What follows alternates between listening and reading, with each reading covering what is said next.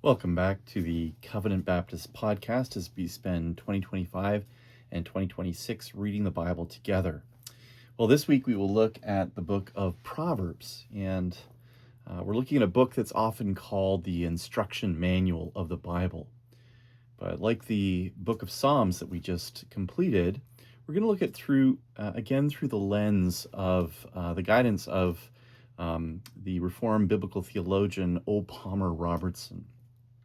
And Robertson famously calls the wisdom books the how-to books of the Old Testament. And according to Robertson, in this book, the Christ of Wisdom, that's his book where he looks at the wisdom literature of the Old Testament, the book of Proverbs is all about how to walk in wisdom's way. And the book of Proverbs, like Psalms, because of its series of sayings, often looks a little bit like a bag of Legos, where you just have this mass of blocks that you've got to sort of assemble. It doesn't have a particular structure inherent in it, but just as we saw in the book of Psalms, there's actually a flow, as he was clear to point out through those 5 books of the Psalms. We see there's also a structure if we look closely in the book of Proverbs.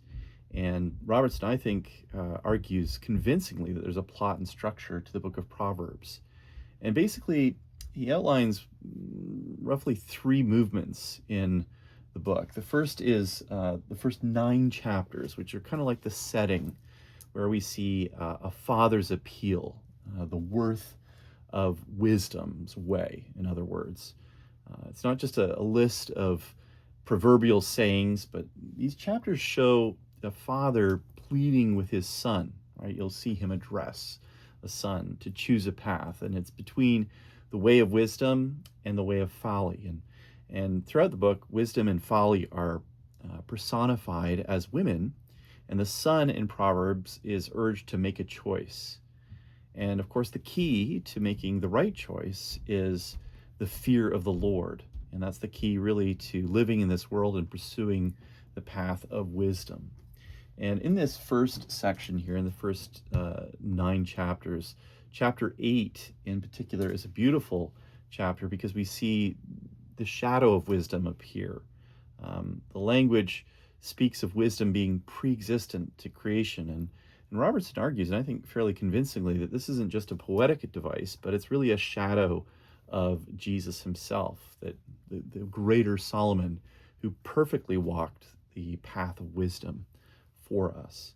And every time that we're reading the book of Proverbs, we're tasting and seeing the wisdom of King Jesus, who reigns over us now.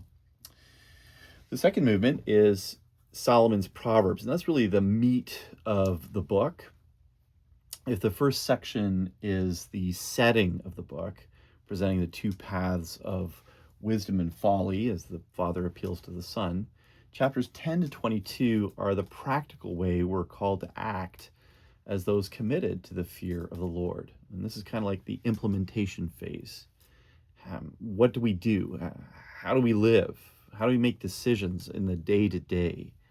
And the idea is that we apply the wisdom grounded in the fear of the Lord.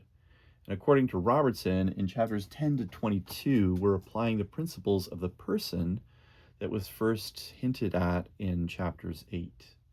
And then the final movement is the words of the wise and the ideal outcome. And this is really the climax of the book. If chapters 1 to 9 are kind of the why we are to follow a particular path or why we're to act a particular way, and chapters 10 to 22 provide the what we're supposed to do, chapters 22 to 31 are about the who, what results from following the path of wisdom. And ultimately that's personified in chapter 31 with the wise woman that's presented there. And so we move from the concept of wisdom, the 2 paths, to the principles in the section that guide wisdom that come into a living, breathing person at the end. And so we move from a shadow to an embodiment on some level. A wise woman who, as we see in Proverbs 31, manages a household, a business, a vineyard. So we see there's real progression. I hope you've seen there's real progression and perhaps you'll read it a little bit differently. If you've read it before, I know many of us have been told that reading a chapter of Proverbs is really a helpful thing, and we can kind of do it randomly. And it's like, well, what's the date today?